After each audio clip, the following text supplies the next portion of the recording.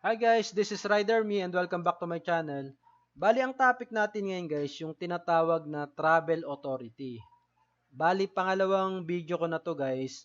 Pero doon sa nauna ko kasing video, maraming katanungan doon guys eh. So ang ginawa ko na lang, gumawa ako ng bagong video, ito na yon. Andito na yung mga sagot ng mga nagtanong doon. Although nasagot ko na rin sila sa comments. So okay na rin na na nakagawa tayo ng bagong video. Doon sa mga guys, doon sa mga bago pa lang, ano nga ba yung travel authority? Yung travel authority guys, ito yung travel permit natin para makapunta tayo doon sa mga lugar na pupuntahan natin, doon sa destination natin. Yung travel authority guys, kinukuha natin to sa PNP local office. Usually sa city or municipal police ng kung saan man kayo ngayon. Ngayon guys, pag kukuha tayo ng tinatawag na travel authority, hinahanapan tayo ng mga requirements. Ano nga ba yung mga hinahanap na requirements? Yung pinakauna guys, ang hinahanap nila yung tinatawag na letter of acceptance. Pangalawa, yung barangay certification. Pangatlo, yung medical certificate. Pangapat guys, yung letter request.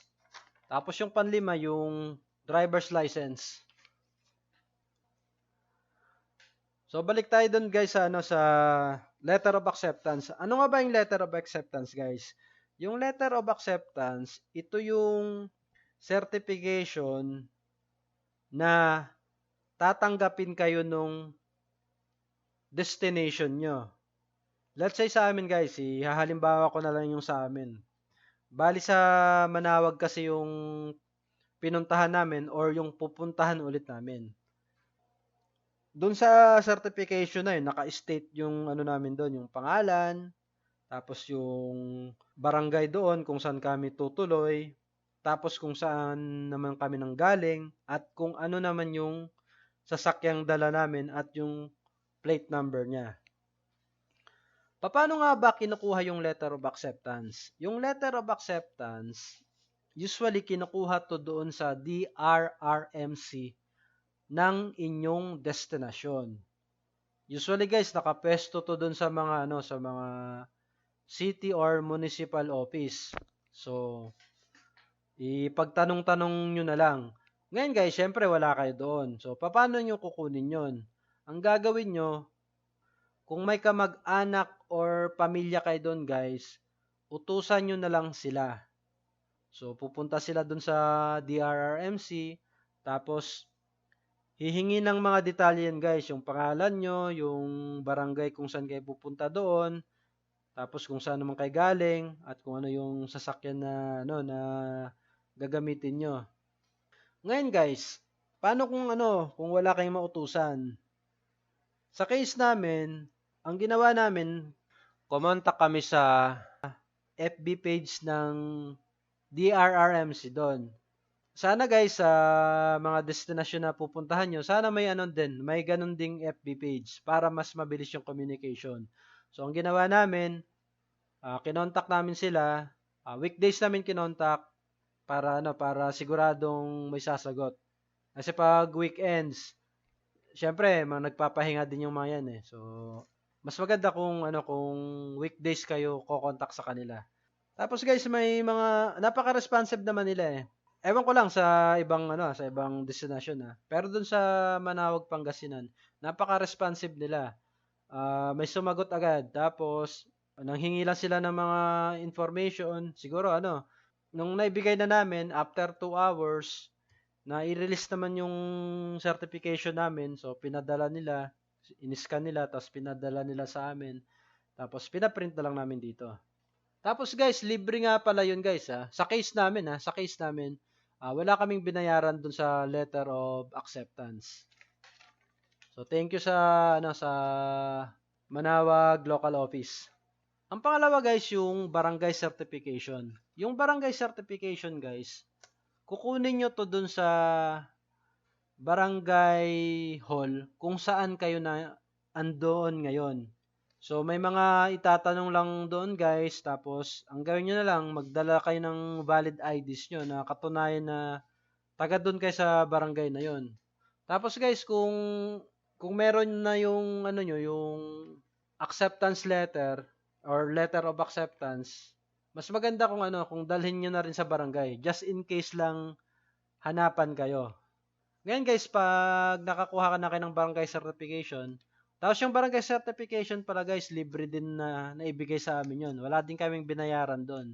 So sana dun sa kukunan yung barangay, libre din para wala na rin gastos. Ngayon guys, pag meron na kayong tinatawag na barangay certification, kailangan nyo nang kumuha ng medical certificate. Yung medical certificate guys, hindi kayo makakakuha nito kung wala kayong barangay certification. Kasi yun yung requirement doon guys. So, dadalhin nyo yun. Tapos yung letter of acceptance, dalhin nyo na rin para sigurado. Ngayon guys, doon sa ano sa pagkuha ng medical certificate, hindi lahat ng hospital pwede yung puntahan ha. So, bibigyan kayo ng listahan ng barangay kung saan lang kayo pwedeng pumunta. Usually guys, ano to sa mga public clinic or hospital. Kasi sa case namin ganun eh. Tapos guys, yung pagkuha ng medical certificate, libre po itong ibinibigay doon sa mga LSI, yung locally stranded individual. Ibig sabihin, ito yung mga gustong umuwi na ng mga probinsya, yung hindi na babalik dito or hindi na babalik doon sa kung saan man kayo andon ngayon. Pero doon sa mga sa mga babalik, yung mga nagtatrabaho, may hinihingi silang minimal fee. Sa case namin, hiningan kami ng 150 pesos per head. Yung sa pagkuha ng medical certificate, guys, wala nang swab test na ginawa sa amin. So, ang ginawa lang, in-interview kami, tapos kinunan kami ng blood pressure, tapos ng temperature, tapos nakuha naman agad namin guys. Konting ano lang, nagantay lang kami ng konti. Kasi may mga pila din eh. So, baka dun sa lugar na kukuhanan nyo, baka mahaba pila. So, hindi tayo pare-pareho. Tapos yung sa experience namin guys, may schedule yung mga clinic eh. Hindi yung yung pagpunta mo dun maasikaso ka na agad. Usually guys, may schedule kasi yung doktor na available. Sa case namin, 1 PM yung doktor. So, kailangan namin magantay. Ang susunod yung kukunin guys, or gagawin rather, yung tinatawag na letter request.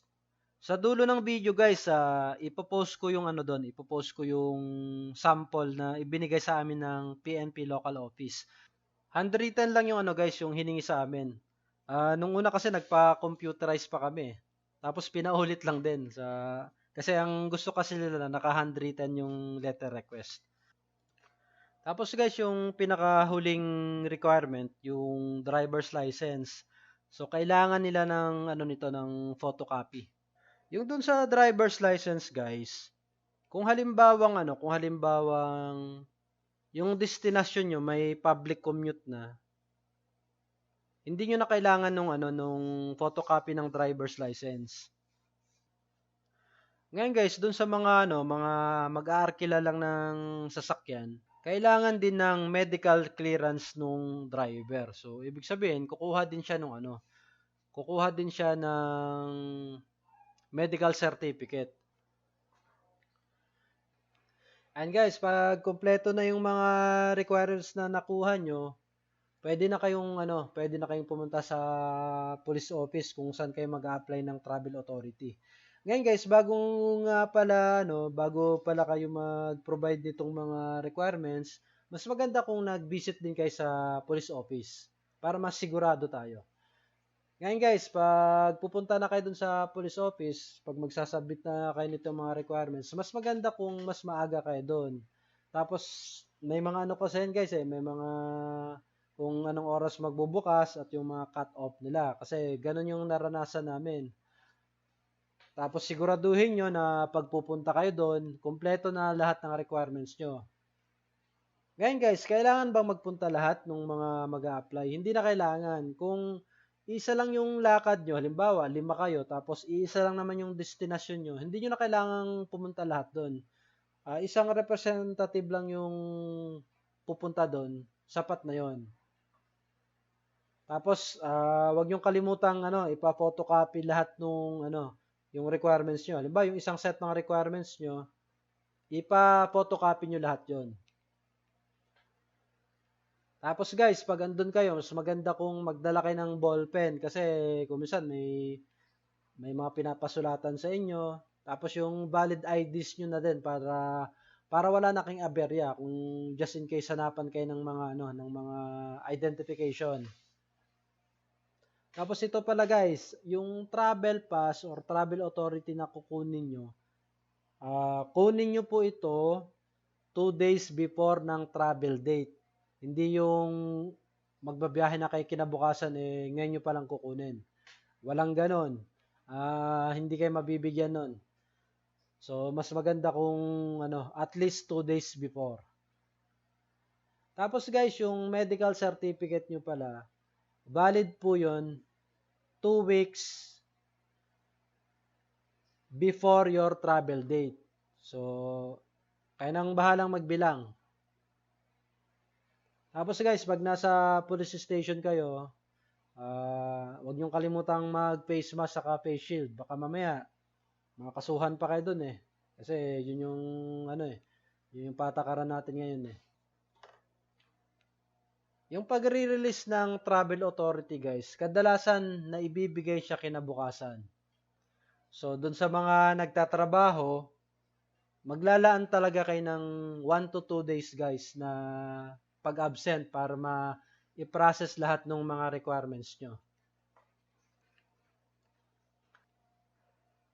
Guys, yung mga requirements na ibinigay nyo, yung mga original nun, ibabalik sa inyo yon. Tapos pag naibigay na sa inyo yung travel authority, ipagsasama-samahin nyo iyon para yun yung ipapakita nyo pag dadaan na kayo dun sa mga checkpoint kung saan kayo pupunta. Kasi iniisa-isa yun guys. Tapos may mga checkpoint na talagang medyo stricto. Katulad dun sa pinuntahan namin or sa pupuntahan ulit namin, medyo stricto dun. Ang dami nilang itinatanong. Bine-verify nila, tapos iniisa-isa nila yung mga dokumento. Guys, sana may natutunan kayo sa video kong ito.